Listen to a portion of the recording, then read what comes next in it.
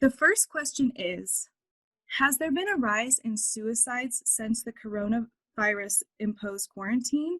Micah, I will direct the first question to you. Thank you. So what we do know is that social isolation and social distancing induce a lot of anxiety.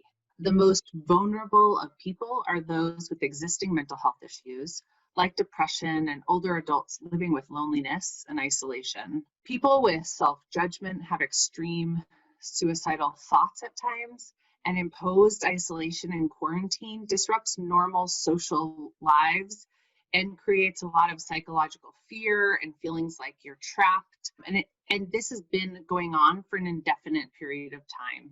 That encourages more stress and anxiety, particularly when added with the economic and other downturns and stressors in our society. Research is still being acquired for if the actual numbers of suicides have increased. We do know that mental health needs are on the rise.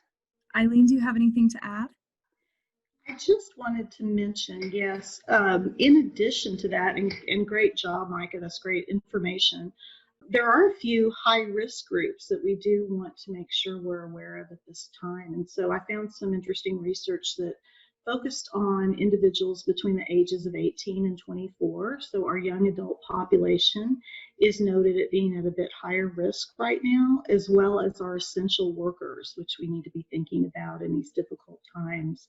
Also, certain ethnic minority groups are showing to be at higher risk, particularly Hispanic and African American populations. Our second question is, how do you strike a balance between informing on suicide versus sensationalizing it?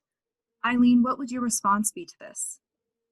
Thanks, Kayla. That's a great question, by the way, and I would say a difficult one to answer as well. The first thought that comes to mind is it's all in the delivery, right? How do we deliver that message? I consider information that's factual and has the purpose of providing information to be something we want to do with a purpose. So when we're informing people and we provide something for a reason, for a purpose around suicide, we tend to show some discretion, a little bit of solemnity around the topic, treating it in a serious and concerned manner, versus what I call sensationalizing, which is when you hear people describe a horrific situation, horrific suicide attempt over and over, focusing on the more horrific aspects, the sensationalized facts that go along with it, rather than the problem, the situation, and looking for solutions. And so that's kind of where I break that line between the two areas. And it can be a very delicate line between the two. And so it is important to get information out to individuals around what's happening. We need that information. We need the numbers. We need to know who's at risk. But what we don't need is to be bombarded with gory details over and over and over. So that's kind of how I think about that. Thanks, Eileen. I would also just add that, reports that are inclusive of suicide prevention messages. The reason I'm telling you is so that you know and that we can avoid this situation in the future.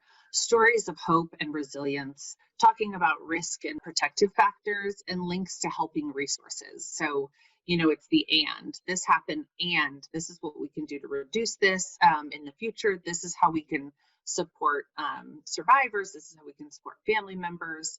So it's really, I echo that. It's in the delivery, and then it's also in the content.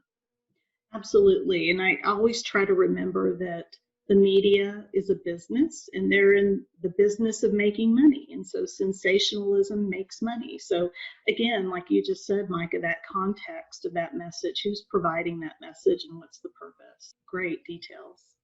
Interesting. Thank you.